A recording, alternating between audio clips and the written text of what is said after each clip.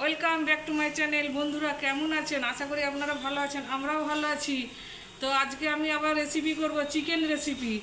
তো আমরা এই যে চিকেন নিয়ে নিয়েছি, যে এইখানে যে চিকেন নিয়ে নিয়েছি, আজকে এটাই রেসিপি করে আপনাদেরকে দেখাবো, চিকেন কুরমা। আর কাইফ কি বলছে বলো? আমি বড় লেগ পিসটা খাবো। তুমি এই লেগ পিসটা খাবে? কাইফ বলছে আমি এই লেগ পিসটা খাবো। ঠিক আছে, কাইফের জন্য এই লেগ পিসটা রাখা হবে। তো দেখতে থাকুন আমি কিভাবে কি রান্নাটা করি, চলুন দেখতে থাকুন। এই দেখুন, এখন আমি বেছে নিয়েছি, এইবারে আমি ধুয়ে নেব এটা, এই চিকেনটা। এই যে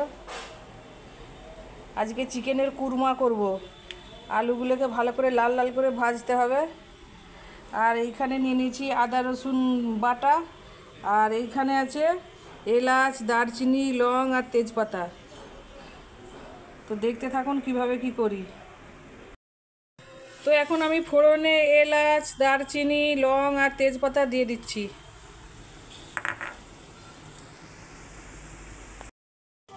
এবারে দিয়ে দিচ্ছি পেঁয়াজ কুচি।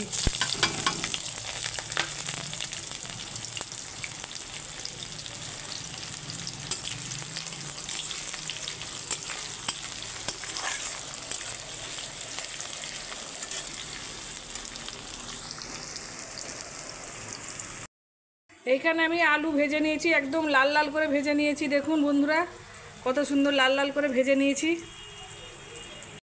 এদিকে আমার মাংসটা ভালো করে ধোয়া হয়ে গেল,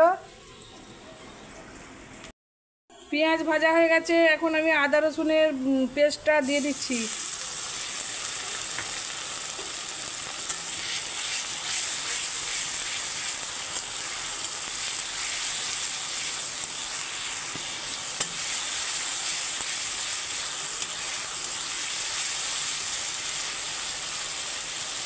আর দিয়ে দিচ্ছি এই যে মশলা, লঙ্কা গুঁড়ো আছে, হলুদ গুঁড়ো আছে, ধনে গুঁড়ো আছে, জিরে গুঁড়ো আছে, আর লবণ আছে।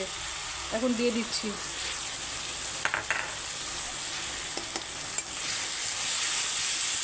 তো মশলা দিয়ে আমি 2 মিনিট এখন কষিয়ে নেব ভালো করে।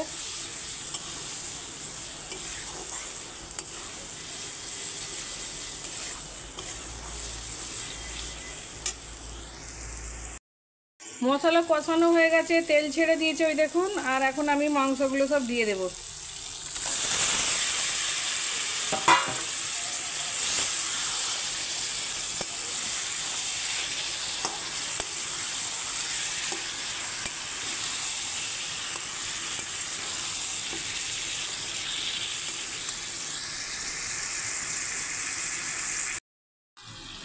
এখন আমি কষতে কষতেই, আর এই দেখুন এখন আমি গরম মশলার পাউডার একটু দিয়ে দিচ্ছি। এই যে সামান্য গরম মশলার পাউডারও দিয়ে দিলাম।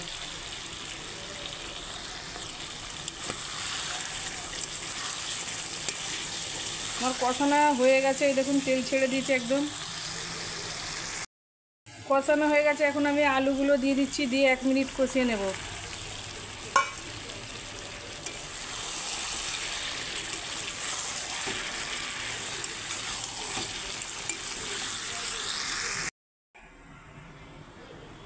এ দেখুন এইবারে জল দিয়ে দিয়েছি।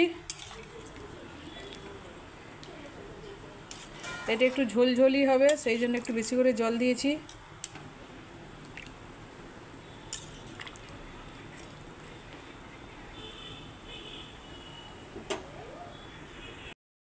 এই যে হয়ে গেছে, এখন কাইফকে আমি দিয়ে দেবো খেতে।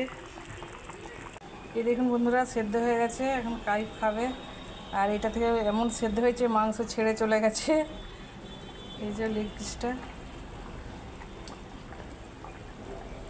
আর খেয়ে এখন বলবে কেমন হয়েছে।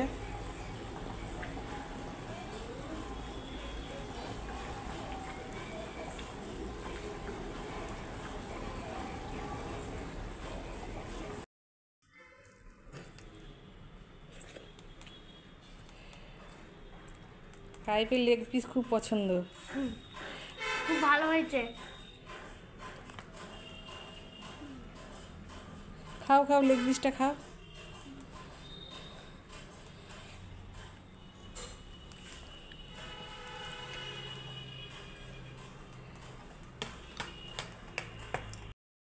খুব ভালো হয়েছে। যে বন্ধুরা আপনারা বানিয়ে দেখবেন।